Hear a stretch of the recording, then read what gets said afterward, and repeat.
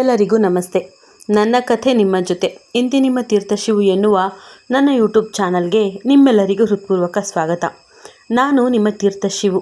ನಾನೇ ಬರೆದು ವಾಚಿಸುತ್ತಿರುವ ಹಿತವಾದ ಸಿಹಿಜ್ವಾಲೆ ಕಥೆಯ ಮುಂದುವರೆದ ಭಾಗವಿದು. ಶೌರ್ಯನನ್ನೇ ಕೆಕ್ಕರಿಸಿ ನೋಡುತ್ತಿದ್ದ ಐಕ್ಯ, ಆ ನೀಲಿ ಕಣ್ಣಿನ ಪೊರ್ಕಿ ನೀನಾ? ಮತ್ತೆ ನಿನ್ನ ಕಣ್ಣಿನ ಬಣ್ಣ ಬೇರೆ ಇದೆಯಲ್ಲ. 5 ವರ್ಷದ ಹಿಂದೆ ಒಳ್ಳೆ ಪೀಚಲಾಗಿದ್ದೆ. ಬಣ್ಣ ಕೂಡ ಇಷ್ಟಿರಲಿಲ್ಲ ಅನಿಸುತ್ತೆ. ಮುಖದಲ್ಲಿ ಗಡ್ಡ ಮೀಸೆ ಏನೂ ಇರಲಿಲ್ಲ. ಒಳ್ಳೆ ಹುಡುಗಿಯರಂತೆ ಕಾಣ್ತಿದ್ದೆ. ಕಣ್ಣು ಮಾತ್ರ ನೀಲಿ ಬಣ್ಣವಿತ್ತಲ್ಲ, ಹೇಗೆ ಎಂದು ಪ್ರಶ್ನಿಸಿದರೆ ಅವನದ್ದು ಎಂದಿನಂತೆ ಅದೇ ಕೆಣಕುವ ನಗುವಿನ ಉತ್ತರವೇ. ಬೇಡ ಶೌರ್ಯ, ಆ ರೀತಿ ನಗಬೇಡ. ನೀನು ಹೀಗೆಲ್ಲ ನಗುವಾಗ ನಿಜವಾಗಿಯೂ ನನಗೆ ಕೋಪ ಬರುತ್ತೆ. ಅದು ಯಾವ ನಾಲಿಗೆಯನ್ನು ಕೆನ್ನೆಯೊಳಗೆ ತೂರಿಸುತ್ತೀಯೋ ಆ ಕೆನ್ನೆಗೆ ಗುದ್ದಿ ನಾಲಿಗೆ ಜಾಮ್ ಆಗುವಂತೆ ಮಾಡಬೇಕೆನ್ನುವಷ್ಟು ಕೋಪ ಬರುತ್ತೆ ನನಗೆ. ಸುಮ್ಮನೆ ನನ್ನನ್ನು ಕೆಣಕದೆ ಇರುವ ವಿಚಾರವನ್ನು ಹೇಳಿಬಿಡು. ಇಷ್ಟು ವರ್ಷದಿಂದ ನಾನು ಯಾವ ಭ್ರಮೆಯಲ್ಲಿ ಬದುಕುತ್ತಿದ್ದೇನೆ ಅನ್ನೋದೇ ಗೊತ್ತಾಗ್ತಾ ಇಲ್ಲ ಎಂದವಳಿಗೆ ಅವನ ಮೇಲೆ ನಿಮಿಷದಿಂದ ನಿಮಿಷಕ್ಕೆ ಕೋಪ ಹೆಚ್ಚಾಗುತ್ತಿದೆ. ಮತ್ತೆ ಹೆಚ್ಚಾಗದಿರೋಕ್ಕೆ ಸಾಧ್ಯನಾ? ಶೌರ್ಯ ಎನ್ನುವ ಹೆಸರಲ್ಲಿ ಪ್ರೀತಿಯ ನಾಟಕವಾಡಿ ಮದುವೆ ದಾಂಪತ್ಯದ ಹೆಸರನ್ನು ಸಹ ಬಳಸಿಕೊಂಡು ಕೊನೆಗೆ ಅವಳನ್ನು ದೂರ ಕಳುಹಿಸಿದವನು ಅದಕ್ಕಿಂತ ಮೊದಲು ಕೂಡ ಪ್ರಿನ್ಸ್ ಹೆಸರಿನಲ್ಲೂ ಅದೇ ಆಟವನ್ನು ಆಡಿದ್ದಾನೆ ಎಂದುಕೊಂಡಿದ್ದಳು. ಆದರೆ ಅವರಿಬ್ಬರ ಭೇಟಿಯೇ ಒಂದು ನಾಟಕ, ದೊಡ್ಡ ಸುಳ್ಳು ಎಂದು ತಿಳಿದಾಗ ಅವಳಿಗೂ ಆಘಾತವಾಗಿರೋದಿಲ್ವಾ? ಕೂಲ್ ಹೆಂಡತಿ, ಕೂಲ್. ಎಲ್ಲನೂ ಹೇಳ್ತಾ ಇದ್ದೀನಿ ತಾನೇ, ಮತ್ತ್ಯಾಕೆ ಎಷ್ಟು ಜೋರು ಮಾಡ್ತೀಯಾ? ನಿನ್ನ ಹತ್ರ ಎಲ್ಲವನ್ನು ಹೇಳಬೇಕು ಎನ್ನುವ ತೀರ್ಮಾನ ಮಾಡಿದ್ದೀನಿ. ಅದಕ್ಕೆ ನಮ್ಮಿಬ್ಬರ ಭೇಟಿಯ ಸತ್ಯವನ್ನು ಸಹ ಹೇಳಿದ್ದು. ಆದರೂ ನಿನಗೆ ತಾಳ್ಮೆ ಅನ್ನೋದೇ ಇಲ್ಲಪ್ಪ. ಮಾತೆತ್ತಿದ್ರೆ ಈ ರೀತಿ ಜೋರು ಮಾಡ್ತೀಯಾ, ಹೊಡೆಯೋಕ್ಕೆ ಬರ್ತೀಯಾ? ಅವತ್ತು ಸಹ ಹೀಗೆ ಜೋರು ಮಾಡಿ ಹೊಡೆದಿದ್ದು ನೀನು ಎಂದವನು ಅದೆಷ್ಟು ತಣ್ಣಗೆ ಮಾತನಾಡ್ತಾ ಇದ್ದಾನೆ ಅಂದರೆ ಈ ನಿಮಿಷಗಳ ಹಿಂದೆ ಅವರಿಬ್ಬರ ನಡುವೆ ಏನೂ ನಡೆದಿಲ್ಲ. ಅವನು ಬಹಳ ತಾಳ್ಮೆಯ ಮನುಷ್ಯ, ಅವನಿಗೆ ಕೋಪವೇ ಬರುವುದಿಲ್ಲ ಎನ್ನುವಂತಿತ್ತು ಅವನ ಮಾತು. ನಿನ್ನಂಥ ಸೈಕೋಪಾತ್ ಹತ್ರ ತಾಳ್ಮೆ ಬೇರೆ ಬಳಸುತ್ತಾರೆ. ನಿಜವಾದ ತಾಳ್ಮೆ ಇರುವುದೇ ನಮ್ಮಂಥ ನರ್ಸ್ಗಳಿಗೆ ಗೊತ್ತಾ? ಅಂತಹ ನರ್ಸಾದ ನಾನೇ ಇಷ್ಟು ತಾಳ್ಮೆ ಕಳೆದುಕೊಂಡು ಮಾತಾಡ್ತಾ ಇದ್ದೀನಿ ಅಂದರೆ ನೀನೇ ಯೋಚನೆ ಮಾಡು, ನೀನು ನನ್ನನ್ನು ಎಷ್ಟು ಕೆರಳಿಸಿರಬಹುದು ಅಂತ. ನಿನ್ನ ಜನ್ಮಕ್ಕೆ ನಾಚಿಕೆ ಆಗ್ತಾ ಇಲ್ವಾ? ಅದನ್ನು ನಮ್ಮಿಬ್ಬರ ಮೊದಲ ಭೇಟಿ ಅಂತ ಹೇಳ್ತಾ ಇದ್ದೀಯಲ್ಲ. ಛೀ, ಅದು ನೆನಪಿಡುವ ವಿಷಯನ? ಒಂದು ಹೆಣ್ಣಿನ ಜೊತೆ ಹೇಗೆ ವರ್ತಿಸಬೇಕು ಅಂತ ಗೊತ್ತಿಲ್ಲದೆ ಮೃಗದ ಹಾಗೆ ವರ್ತಿಸಿಬಿಟ್ಟೆ ನೀನು. ಅವತ್ತು ಕೂಡ ನಿನ್ನನ್ನು ದೊಡ್ಡ ಮೃಗ ಎಂದು ಬೈದು ಹೋಗಿದ್ದೆ ನಾನು. ಈ ಕ್ಷಣಕ್ಕೂ ಆ ಘಟನೆ ನೆನೆದರೆ ಆ ವ್ಯಕ್ತಿಯೊಬ್ಬ ಮೃಗ ಅಂತಲೇ ಹೇಳುತ್ತಿದ್ದೆ. ಆದರೆ ಆ ಮೃಗ ನೀನೇ ಎನ್ನುವ ಸತ್ಯ ನನಗೆ ಗೊತ್ತಿರಲಿಲ್ಲ. ನಿನ್ನಂತೆ ಆ ಅನುಭವ ನನಗೂ ಕೂಡ ಜೀವನದಲ್ಲಿ ಮೊದಲ ಬಾರಿಗೆ ಆಗಿದ್ದು. ನಾನು ಯಾರ ಹತ್ತಿರವೂ ಆ ವಿಚಾರವನ್ನು ಇದುವರೆಗೂ ಹೇಳಿರಲಿಲ್ಲ. ಯಾಕಂದರೆ ಆ ವಿಚಾರದ ಬಗ್ಗೆ ನನ್ನಲ್ಲಿ ರೇಜಿಗೆ ಇತ್ತು. ಆ ವ್ಯಕ್ತಿ ನನ್ನೆದುರು ಬಂದರೆ ಮತ್ತೆ ಅವನ ಕಪಾಳಕ್ಕೆ ಬಾರಿಸುವಷ್ಟು ಕೋಪವಿತ್ತು. ಆದರೆ ಆ ವ್ಯಕ್ತಿ ನೀನೇ, ನನ್ನ ಪ್ರೇಮಿ ಪ್ರಿನ್ಸ್ ಎಂದು ತಿಳಿದಾಗ ಕೋಪವನ್ನು ಹೇಗೆ ಹೊರಹಾಕಬೇಕೆಂದು ತಿಳಿಯುತ್ತಿಲ್ಲ ಎಂದು ಜೋರು ಮಾಡುತ್ತಾಳೆ ಐಕ್ಯ. ಆಗಲೂ ಅವನದ್ದು ಮಂದಹಾಸ ತುಂಬಿದ ತಣ್ಣಗಿನ ಮಾತುಗಳೇ. ಪರವಾಗಿಲ್ಲ ಬಿಡು ಹೆಂಡತಿ, ನಿನ್ನ ಕೋಪವನ್ನು ನೀನು ಕಂಟ್ರೋಲ್ ಮಾಡಿಕೊಳ್ಳುವುದನ್ನು ಕಲಿತಷ್ಟು ನಿಂಗೆ ಒಳ್ಳೆಯದು. ಈಗ ಸ್ವಲ್ಪ ನೀರು ಕುಡಿ ಎಂದವನು ನೀರು ಕೊಟ್ಟರೂ ಅವಳನ್ನು ತನ್ನ ಮಡಿಲ ಮೇಲಿಂದ ಸರಿಯಲು ಸಹ ಬಿಡುತ್ತಿಲ್ಲ. ಹೇ ಸೈಕೋ, ಅಟ್ಲೀಸ್ಟ್ ಕೆಳಗೆ ಕುಕ್ಕರಿಸಲು ಬಿಡು. ನಾನೇನು ಮೇಲಿಂದ ಬಿದ್ದು ಸತ್ತು ಹೋಗಲ್ಲ ಎಂದವಳು ಗದರಿದರೂ ಅವನು ಬಿಡಲಿಲ್ಲ. ಕೊನೆಗೆ ತಾನೇ ಸೋತ ಹೆಣ್ಣು, ಸರಿ ಮುಂದೆ ಹೇಳು ಎಂದು ನೀರನ್ನು ಕುಡಿಯುತ್ತಾಳೆ. ಇರು ಹೆಂಡತಿ, ಏನಿಷ್ಟು ಅವಸರ?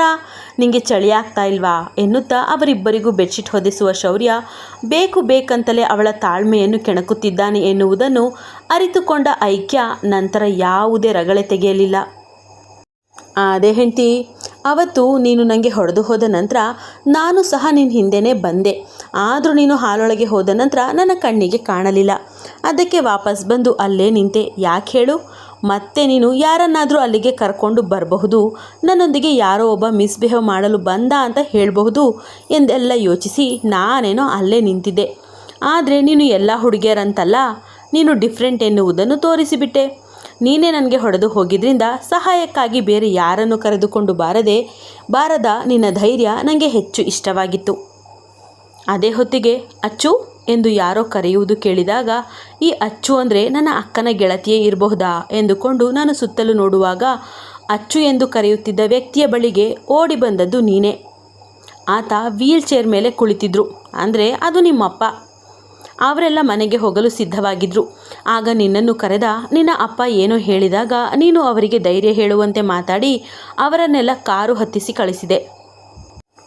ಆಗಲೂ ನನಗೊಂದು ಅನುಮಾನ, ಅಚ್ಚು ಅಂದ ಮಾತ್ರಕ್ಕೆ ನೀನೇ ನನ್ನ ಅಕ್ಕನ ಗೆಳತಿ ಐಕ್ಯಚಂದ್ರನ್ ಆಗಿರಬೇಕು ಅಂತೇನು ಇಲ್ವಲ್ಲ ಎಂದು. ಅದಕ್ಕೆ ಮತ್ತೆ ನಿನ್ನ ಹಿಂದೆಯೇ ಬರುವ ಪ್ರಯತ್ನ ಮಾಡಿದ್ನಾದರೂ ನಿನ್ನ ಜೊತೆ ಮತ್ತಷ್ಟು ಜನರಿದ್ದುದರಿಂದ ಬಹಳ ಹಿಂದೆಯೇ ಉಳಿದರೂ ಹಾಲಿನೊಳಗೆ ಬಂದೆ. ನಂತರ ಅಲ್ಲಿ ಬಹುಮಾನ ವಿತರಣೆ ನಡೆಯುತ್ತಿತ್ತು. ಹೇಗಿದ್ರೂ ನೀನು ಕೂಡ ಹೋಗ್ತೀಯಾ, ಆಗ ನಿನ್ನ ಹೆಸರು ತಿಳಿಯುತ್ತದೆ ಎಂದುಕೊಂಡ ನಾನು ಅಲ್ಲೇ ನಿಂತಿದ್ದೆ ಹೆಂಡತಿ. ಆಗಲೇ ನಿನ್ನ ಹೆಸರು ಐಕ್ಯಚಂದ್ರನ್ ಹಾಗೂ ನೀನು ನನ್ನ ಅಕ್ಕನ ಗೆಳತಿ ಎನ್ನುವ ವಿಚಾರ ತಿಳಿದಿದ್ದು.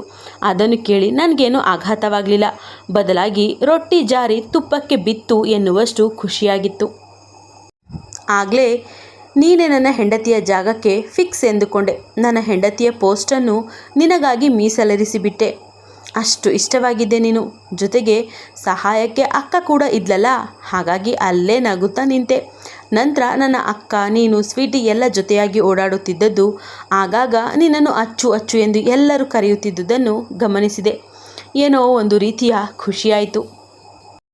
ಆಮೇಲೆ ಈ ವಿಚಾರವನ್ನು ನಾನು ಸ್ಯಾಮ್ಗೆ ಈಗಲೇ ಹೇಳೋದು ಬೇಡ, ಅವಳು ಬೆಂಗಳೂರಿಗೆ ಮರಳಿ ಬಂದ ನಂತರ ಎಲ್ಲ ವಿಚಾರವನ್ನು ಹೇಳಿ ನಮ್ಮಿಬ್ಬರ ಪ್ರೀತಿಗೆ, ಅಂದರೆ ನನ್ನ ಪ್ರೀತಿಗೆ ನಿನ್ನನ್ನು ಪಡೆಯುವ ಹುಚ್ಚಿಗೆ ಅವಳಿಂದ ಸಹಾಯ ಪಡೆಯೋಣ ಅಂದ್ಕೊಂಡು ನೀನು ನಿನ್ನ ತಾತನ ಮನೆಗೆ ಹೋಗುವವರೆಗೂ ಹಿಂದೆಯೇ ಕಾರಿನಲ್ಲಿ ಬಂದು ನಂತರ ಬೆಂಗಳೂರಿನ ಕಡೆಗೆ ಬಂದೆವು ಎಂದವನು ಅಂದಿನ ಘಟನೆಯ ಸಂಪೂರ್ಣ ವಿವರವನ್ನು ಕೊಟ್ಟರೆ, ಇದೆಲ್ಲ ಸರಿ ಶೌರ್ಯ, ಆಗಿನ ನಿನಗೂ ಈಗಿನ ನಿನಗೂ ಬಹಳ ವ್ಯತ್ಯಾಸವಿದೆಯಲ್ಲ, ಅದಕ್ಕೆ ಕಾರಣ ಕೊಡು ಎಂದು ಬಹಳ ಶಾಂತ ಧ್ವನಿಯಲ್ಲಿ ಕೇಳುತ್ತಾಳೆ ಐಕ್ಯ. ವೆರಿ ಸಿಂಪಲ್ ಹೆಂಡತಿ, ಆಗ ನಾನು ಲೆನ್ಸ್ ಹಾಕಿದ್ದೆ.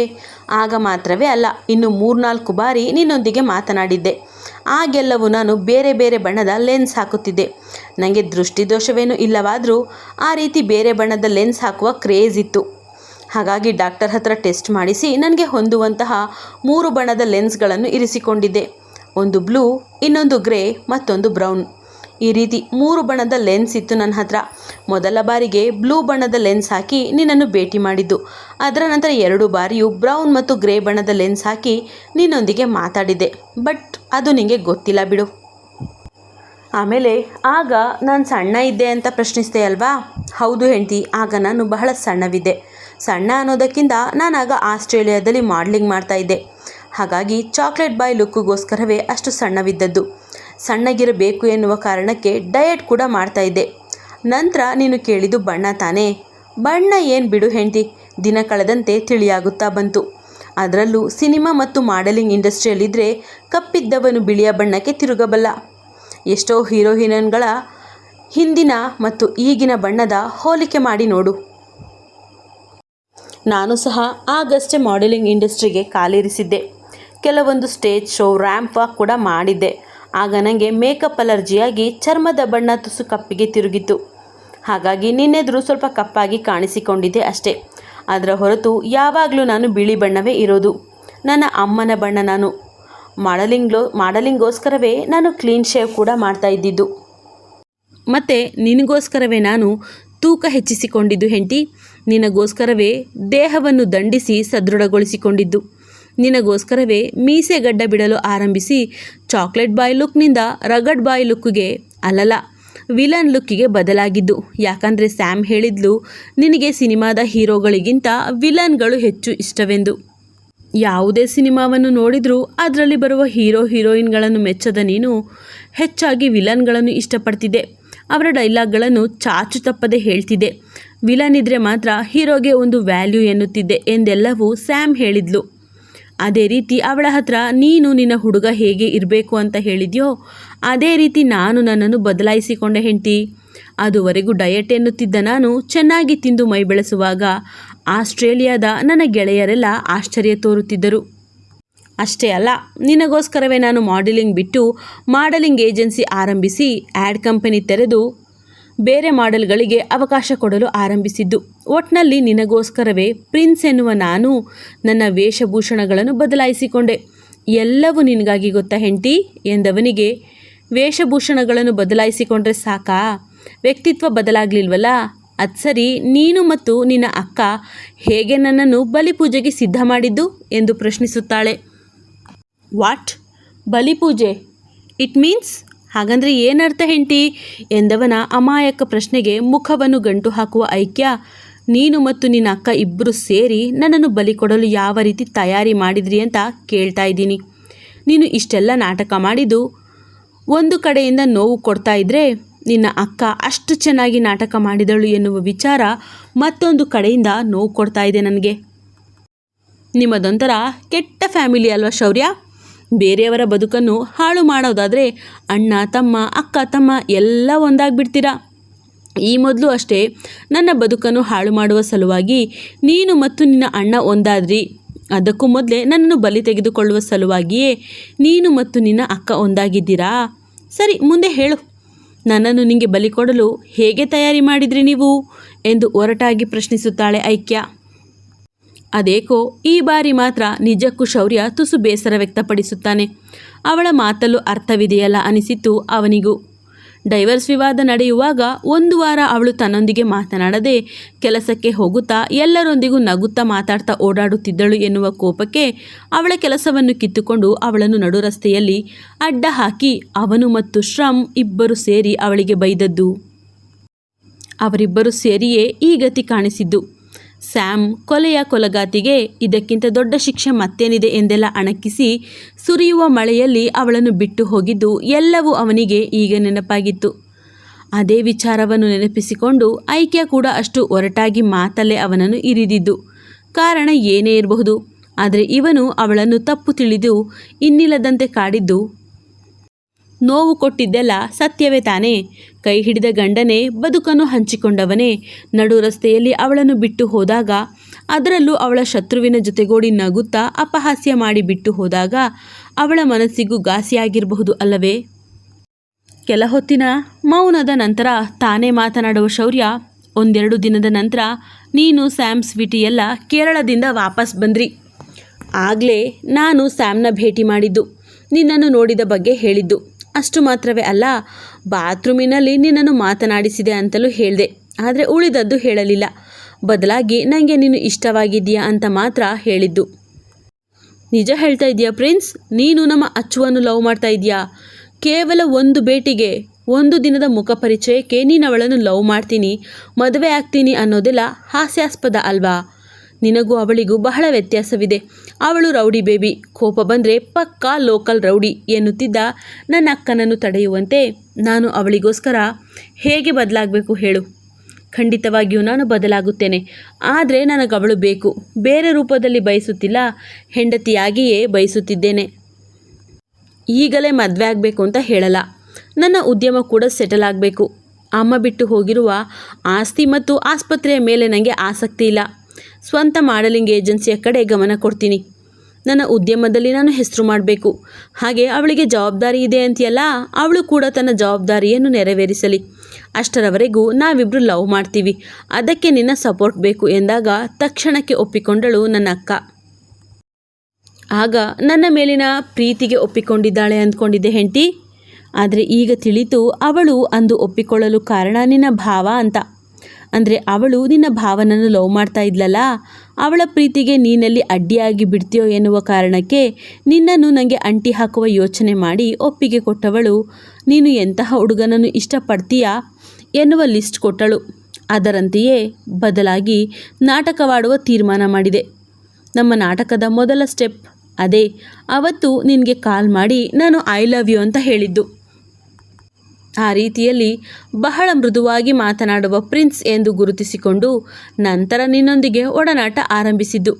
ಈಗ ಕ್ಲಿಯರ್ ಆಯ್ತಾ ಹೆಂಡತಿ ಎಂದವನ ಮಾತಿಗೆ ಹೌದೆನ್ನುತ್ತಾಳೆ ಐಕ್ಯ. ಕಥೆ ಮುಂದುವರಿಯುವುದು.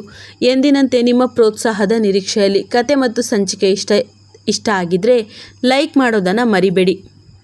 ಸಾಧ್ಯವಾದರೆ ಇವತ್ತು ಸಂಜೆಯ ಹೊತ್ತಿಗೆ ರುಷ್ ಮತ್ತು ಋತ್ವಿಯ ಕತೆ ಹಾಕ್ತೀನಿ, ಇಲ್ಲವಾದರೆ ನಾಳೆ ತಪ್ಪದೆ ಹಾಕ್ತೀನಿ. ಬೇಸಿಗೆ ಅಲ್ವಾ, ಕೋಲ್ಡ್ ವಾಟರ್ ಕುಡಿದು ಥ್ರಾಟ್ ಇನ್ಫೆಕ್ಷನ್ ಆಗಿದೆ. ಹಾಗಾಗಿ ಎರಡು ಕಥೆಯನ್ನು ಒಟ್ಟಿಗೆ ಹಾಕೋಕ್ಕೆ ಆಗ್ತಾ ಇಲ್ಲ.